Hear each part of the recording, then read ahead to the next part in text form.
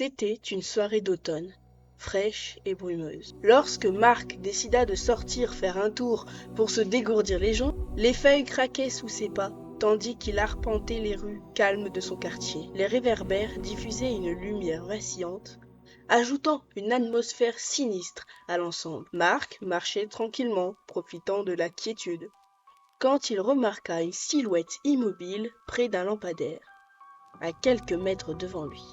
Il plissa des yeux pour mieux voir, mais la brume épaisse rendait la vision difficile.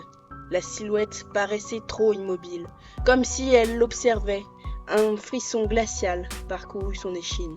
Essayant de se rassurer, il accéléra le pas, mais la silhouette semblait le suivre du regard. Marc continua d'avancer, se disant qu'il ne s'agissait probablement que de l'ombre d'un arbre ou d'une illusion d'optique. Cependant, un bruit sourd derrière lui le fit se retourner brusquement. Rien, juste le silence de la nuit. Marc décida de rentrer chez lui plus tôt que prévu. Il fit demi-tour et prit un chemin différent, une petite ruelle étroite et sombre. Il n'avait parcouru que quelques mètres lorsqu'il entendit des pas précipités derrière lui. Un coup d'œil rapide par-dessus son épaule lui montra la même silhouette désormais plus proche, se mouvant rapidement vers lui. La panique monta en lui.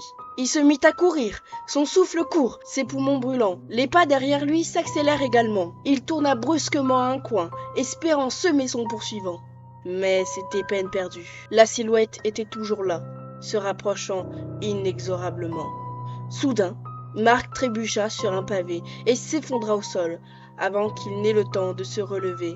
Une main puissante l'agrippa par l'épaule et l'attira violemment dans une allée sombre. Il tenta de crier, mais une autre main couvrit sa bouche, étouffant ses appels à l'aide. Marc fut traîné de force vers une fourgonnette noire, aux vitres teintées, garée dans l'ombre. La porte s'ouvrit et il fut jeté à l'intérieur, où l'obscurité était totale. Ses poignets furent rapidement liés et une cagoule fut placée sur sa tête. La dernière chose qu'il entendit avant de perdre connaissance fut le rugissement du moteur et les rires sinistres de ses ravisseurs. Lorsqu'il se réveilla, il se trouvait dans une pièce froide et humide, les murs de pierre suintant de moisissures. Une ampoule nue pendait au plafond, éclairant faiblement la salle. Marc était attaché à une chaise, ses mouvements limités par des cordes serrées.